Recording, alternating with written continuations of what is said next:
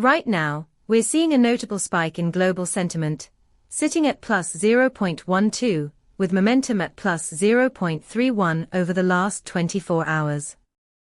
This isn't just a random fluctuation, it's a significant uptick compared to our historical baseline, indicating a shift in collective sentiment that could suggest upcoming trends. Our API returns comprehensive sentiment analysis, offering insights into various semantic clusters that reveal how sentiment is evolving across different topics. Imagine you're building a social listening tool. With this spike, you could alert users to emerging trends in public sentiment surrounding key events, giving them a competitive edge in understanding public response. Dive deeper into how to leverage this data at pulsebit.lojenterprise.com/docs.